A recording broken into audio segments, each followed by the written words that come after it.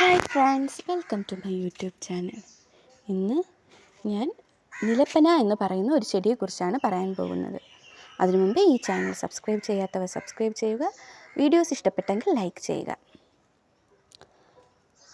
നിലപ്പന, മുസ്ലി, black മുസ്ലി, കാലി മുസ്ലി, golden ഐഗ്രാസ് എന്നീ പേരുകളിലാണ് ഇത് അറിയപ്പെടുന്നത്.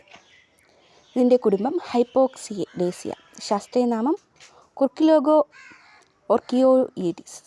ഹോർത്തസ് മലബാറക്കസിലെ 12ാം വാല്യത്തിൽ പരാമർശിക്കുന്ന സസ്യമാണ്. മെല്ലെപ്പനെ കെളങ്കു എന്ന പേരിലാണിത് വിവരിച്ചിരിക്കുന്നത്.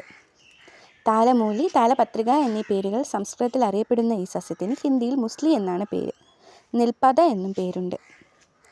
നിലപ്പന ഒരു ഔഷധ സസ്യമാണ്. ദശപുഷ്പങ്ങൾ ഉൾപ്പെടുന്ന ഒരു ചെറു സസ്യമാണ് നിലപ്പന. ആർദ്ര ഇലപൊഴിയും വനങ്ങളിലും പുൽമേടുകളിലും ഉൾപ്പെടെ കേരളത്തിലാകമാനം കാണപ്പെടുന്നു. കണ്ടാൽ നിലം പാറി നിൽക്കുന്ന ചെറിയ പനയാണെന്ന് തോന്നിക്കുന്നതിനാലാണ് ഇതിന് നിലപ്പന എന്ന പേര് ലഭിച്ചത്.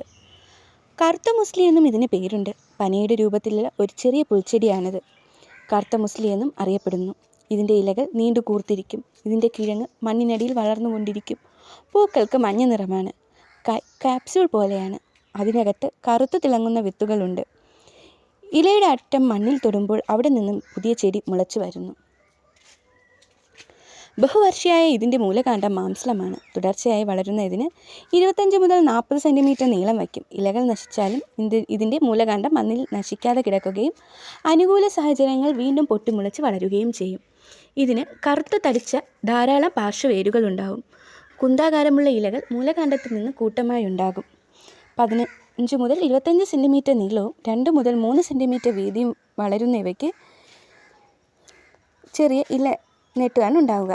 ഇലയുടെ അറ്റം മുകുളന്തങ്ങളുണ്ടാവും. രാക്കുകൾക്കിടയിൽ നിന്നാണ് പൂക്കൾ ഉണ്ടാകുന്നത്.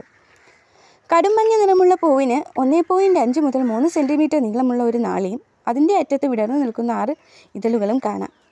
കായ്ക്ക് 1 മുതൽ 2 സെൻറ്റിമീറ്റർ നീളം വരും. ഓരോ കായിലും തിളങ്ങുന്ന കറുപ്പ് നിറമുള്ള 1 മുതൽ 4 വിത്തുകളുണ്ടാവും.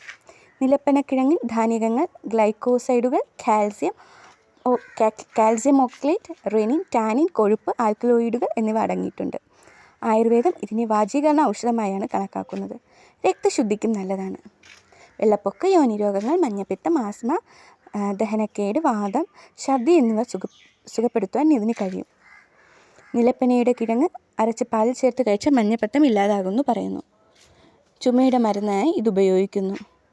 എണ്ണ കാച്ചി തലയിൽ തേച്ച് കുളിക്കാറുണ്ട്. ഇതിൻ്റെ ഇല വേപ്പെണ്ണ ചേർത്ത് ശരീരത്തിലെ നീരുള്ള ഭാഗങ്ങൾ പുരട്ടിയാൽ നീര് കുറയും.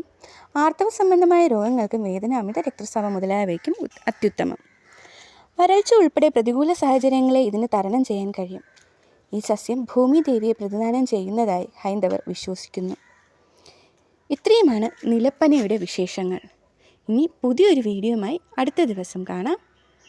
നിങ്ങൾക്ക് ഈ നിലപ്പനയെക്കുറിച്ചുള്ള വിശേഷങ്ങൾ ഇഷ്ടപ്പെട്ടെങ്കിൽ ലൈക്ക് ചെയ്യുക, ഷെയർ ചെയ്യുക. അപ്പോൾ okay, thank you for watching my YouTube channel.